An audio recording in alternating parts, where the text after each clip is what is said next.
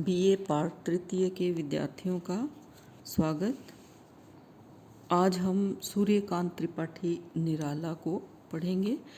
निराला की कविताएं आपके फर्स्ट पेपर में संकलित हैं। तो निराला की कविताएं पढ़ने से पूर्व अपन निराला के व्यक्तित्व कृतित्व के बारे में थोड़ी सी जानकारी कर लेते हैं।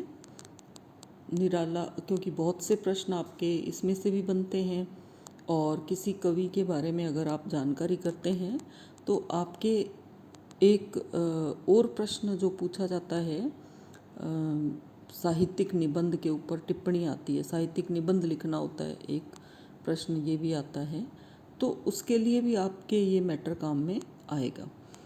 और सूर्यकांत त्रिपाठी निराला, जैसा कि नाम उनका उपनाम निराला है, तो ये वैसे व्यक्तित्व में भी बहुत निराले थे। इनका अंदाज अलग था, अलग तरह के लिखने वाले महाप्राण निराला इनको कहा जाता है साहित्य में। और इनकी कदकाठी भी बहुत ही लंबे थे, ये बलिष्ठ थे बहुत ही। लिखने में भी इनकी अलग अपनी शैली है, अपनी विशेषता है। तो निराला के बारे में हम जानते हैं। निराला के अगर अपन साहित्यिक उसको देखें तो उन्होंने छायावादी कविता लिखी, वो प्रगतिवादी कविता लिखते हैं, वो नई कविता में भी आते हैं। तो इनकी कविताओं का क्षेत्रफल जो है और अभिव्यक्ति कौशल जो है वो बहुत आगे तक, बहुत लंबा चौड़ा फैला हुआ है। तो हम बात करते हैं निराला जी की, जो 1896 ईस्वी में इनका जन्म हुआ और इनकी मृत्यु जो है 1961 ईस्वी में हुई। छायावादी कवियों में अगर अपन गिने तो ये बहुत ही विलक्षण प्रतिभा के धनी थे सूर्यकांत त्रिपाठी निराला, और इनको अपन एक युगांतकारी कवि के रूप में मान सकते हैं। इनकी कविता में उस समय समाज में जो मनुष्य, जिसमें कि निराला स्वयं भी हैं, जो कितने पीड़ित थे या शोषित थे या परेशान थे या अच्छे थे या बुरे थे, समय उस कालखंड के समाज की विशेषताओं को इन्होंने व्यक्त किया है। व्यक्ति की पीड़ा को, परवशता को, परतंत्रता के प्रति तीव्र आक्रोश इन्होंने व्यक्त किया। अन्याय तथा असमानता के प्रति विद्रोही स्वभाव इनका था और उसके प्रति कलम उठाई इन्होंने। विपरीत तथा विषम परिस्थितियों के प्रति संघर्ष इनके काव्य की सबसे प्रमुख आवाज़ है। यानी इन्होंने आजीवन संघर्ष किया और उसी संघर्ष को अपनी कविता में उतारा। उन्होंने कविताओं के साथ साथ उपन्यास भी लिखे, कहानी भी लिखी, आलोचना, यानी साहित्य की जो विविध विधाएं हैं उन पर इन्होंने लेखनी चलाई। लेकिन प्रमुखता इनका कवि रूप जो है वो सबसे बड़ा है। और यथार्थ जीवन का चित्रण और कल्पनाशीलता दोनों का मणिकांचन योग इनके साहित्य में हुआ है।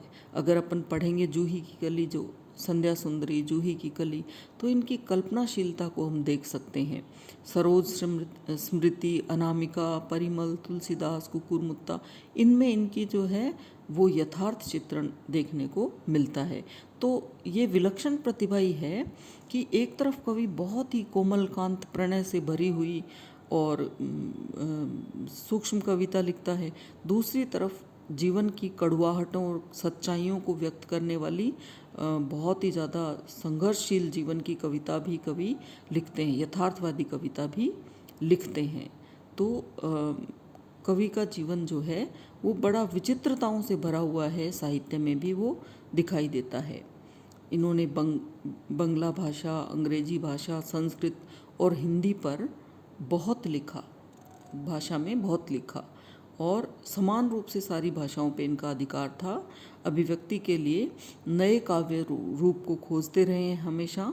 भाषा को नई अभिव्यक्ति, नई भंगिमाएं इन्होंने प्रदान की। इनका परिवर्तन जो है वो जीवन में भी बहुत रहा और काव्य का माध्यम भी इन्होंने परिवर्तन को माना। उनकी कुछ महत्वपूर्ण रचनाएं, जैसे जिनको अपन देखते हैं, अनामिका, परिमल, गीतिका, तुलसीदास, कुकुरमुत्ता, अणिमा, अपरा, नए पत्ते, अर्चना, आराधना, गीत कुंज, और संध्या काकली, ये इनकी बहुत ही प्रसिद्ध रचनाएं हैं। निराला जी की समस्त रचनाओं में जो रचनाएं हैं, इनको निराला ग्रंथावली करके एक प्रकाशित किया गया है, और ये ग्रंथावली के 8 भाग हैं। 8 खंडों में निराला ग्रंथावली है, जिसमें सारी रचनाएं इनकी दी हुई है।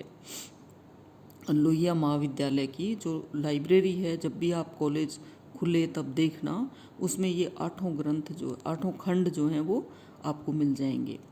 निराला ने जीवन काल में अपने पूरे जीवन में यथोचित सम्मान नहीं पाया, यानी लोग उनसे उनका 36 का आंकड़ा रहता था, बहुत उनके उपहास भी किए, उनके साथ अच्छा वो व्यवहार लोगों का नहीं था, उपेक्षा का भाव रखा गया, इसका एहसास उन्हें हो गया था। इसलिए व्यक्तित्व में असामान्यता भी थोड़ी आ गई थी। उनका काव्य वास्तव में कालजयी है। ये तो हम देखते ही हैं, व्यक्ति को अगर मान सम्मान मिलता है अपने इतिहास में, आपने अनेक उदाहरण देखे होंगे कि मृत्यु के बाद तो लोग पूजा करने लगते हैं। जब तक वो रहे तब तक वो बहुत ही मुफलिसी में रहे, गरीबी में रहे। जब उनको कोई सम्मान या कुछ दिया जाता तो वो जैसे कंबल उठाया या पैसे मिले किसी कवि सम्मेलन में या कहीं पर भी कोई साहित्यिक गतिविधि में, कार्यक्रम में, वो ला कर के किसी ना किसी गरीब को उड़ा देते थे कंबल, और पैसे भी बांट देते थे। फक्कड़ किस्म के इंसान थे, और उन्होंने कभी भी ऐसे कोई अहंकार या घमंड उनके अंदर नहीं था, और जीते जी वो संघर्ष करते रहे। उनकी बेटी सरोज थी जो कि भूख से मरी, बीमार थी, लेकिन मृत्यु के बाद निराला की लोग पूजा करने लगे, यानी उनको साहित्य में बड़ा स्थान मिला। तो ये हमारे समाज की एक विडंबना है कि यहाँ बौद्धिक लोगों को सम्मान नहीं मिलता है। इनकी तुलसीदास, राम की शक्ति पूजा, सरोज स्मृति, शेर सिंह का आत्मसमर्पण, ये उनकी कथात्मक अभिव्यक्तियों को प्रबंध काव्य की कोटि में, ये इन सारी रचनाओं को अपन प्रबंध काव्य की श्रेणी में रख सकते हैं। किंतु उनकी प्रबंधात्मकता अत्यंत सूक्ष्म एवं परंपरा से जो लीक है उससे हटकर है। तुलसीदास तथा राम की शक्ति पूजा कविताओं की प्रबंधात्मकता में जो सूक्ष्म एवं सूक्ष्मता है, वह हिंदी के बहुत कम कविताओं में देखने को मिलती है। उनका व्यक्तित्व बहुआयामी है तो कविताएं भी बहुआयामी हैं। उनमें ओजस्वी भावों के ज्वालामुखी का विस्फोट है, तो नारी के अलौकिक एवं दिव्य सौंदर्य का चित्रण भी देख सकते हैं हम। प्रकृति के मनोहारी दृश्यों का आकलन, तो जीवन परिवर्तन के लिए व्याकुल भावनाएं हैं। दर्शन की गहनता है, तो साधारण जन के कष्टों का साधारण भाषा में वर्णन भी हम देख सकते हैं। समासांत पदावली में उदात्त भावों की प्रौढ़ अभिव्यक्ति है, तो बोलचाल की सामान्य भाषा में तीखे व्यंग्य हैं।